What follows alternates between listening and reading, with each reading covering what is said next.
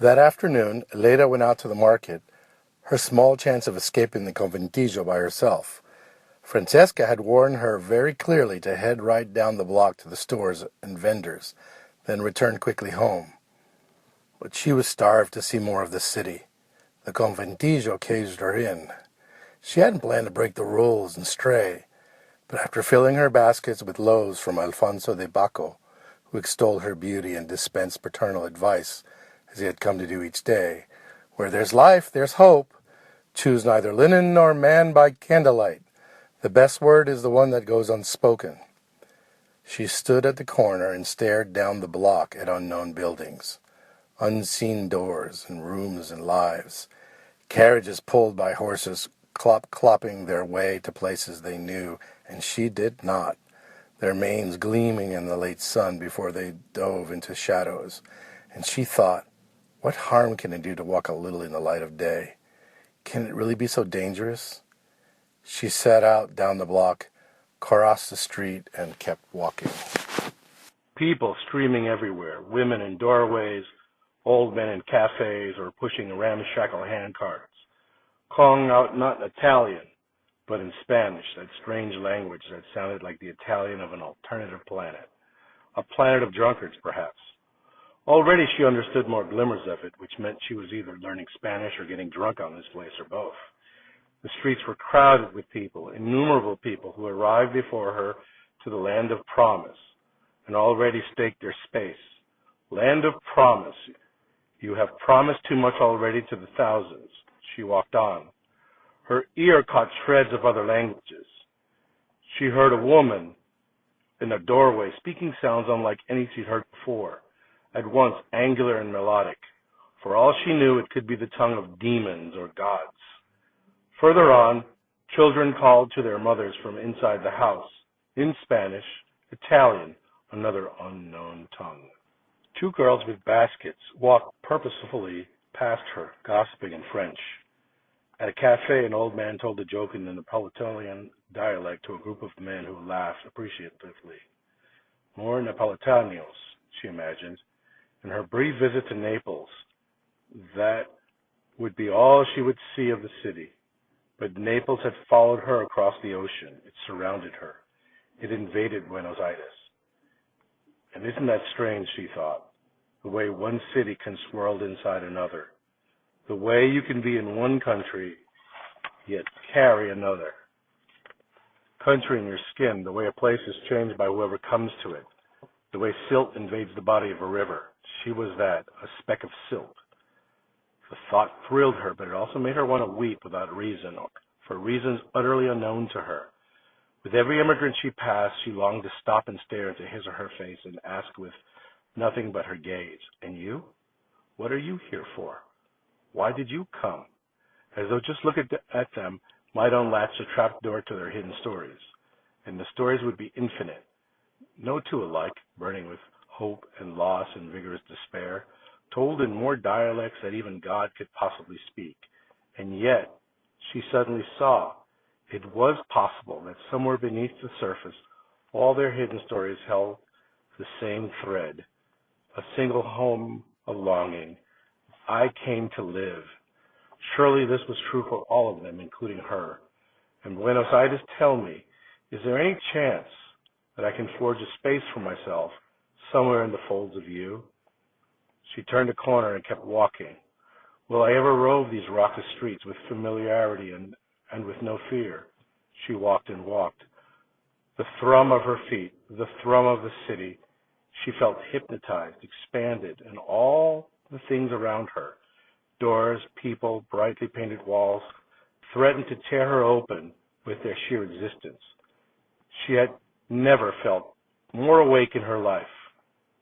The voices of the city blended and poured into her, filling her up, radiant, sweetly fatal.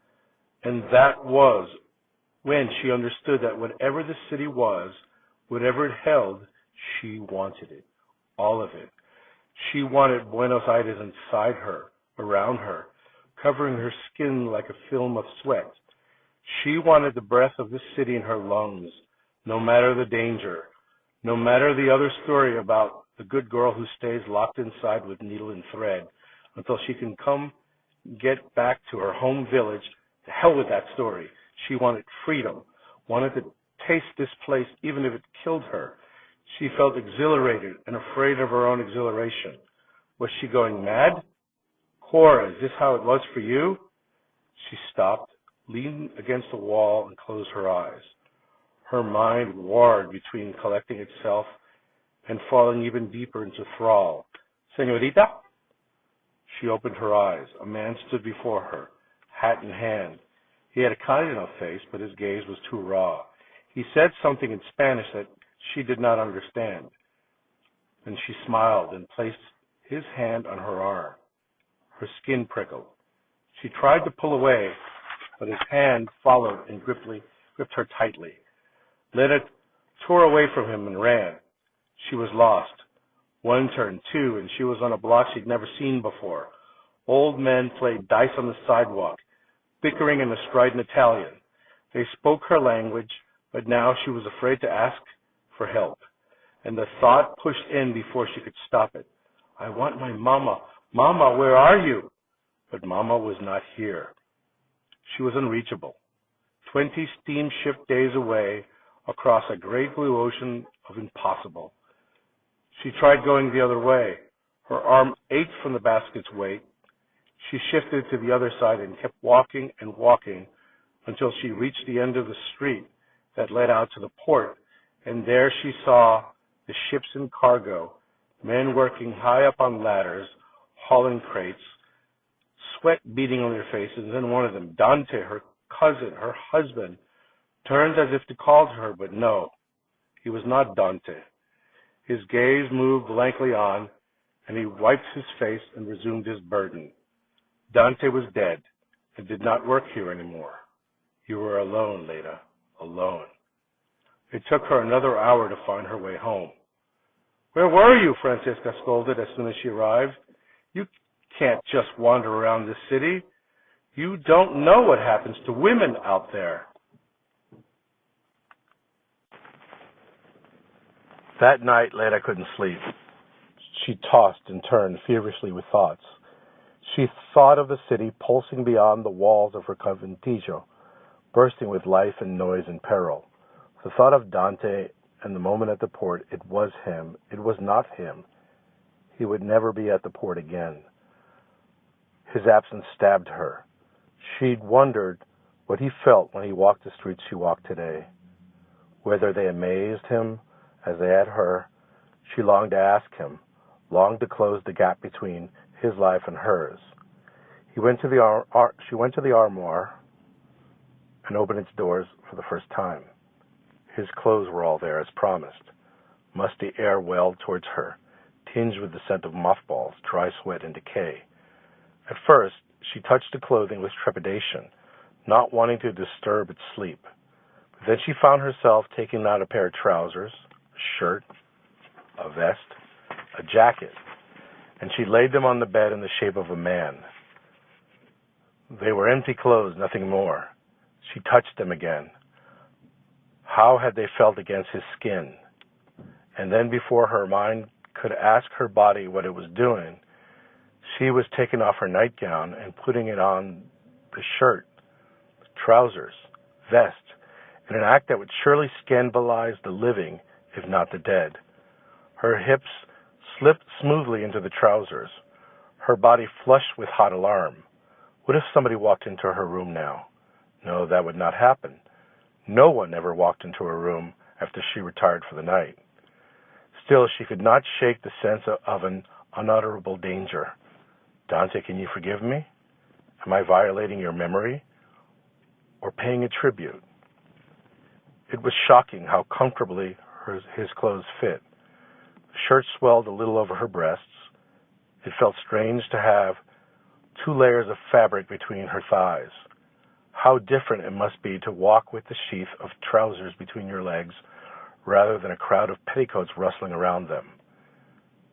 She tried it, stalking the room, hesitantly at first, then more boldly, imagining how Dante must have strode on his way to work in the mornings, full of muscle and determination, full of hope. And if He passed another man. He would not modestly bow his head and avert his eyes, but rather nod to him, chin high, shoulders squared against the world. Wasn't that how men did it? She wasn't sure. She knew how it looked from the outside, this walk of men, but now how it felt from within.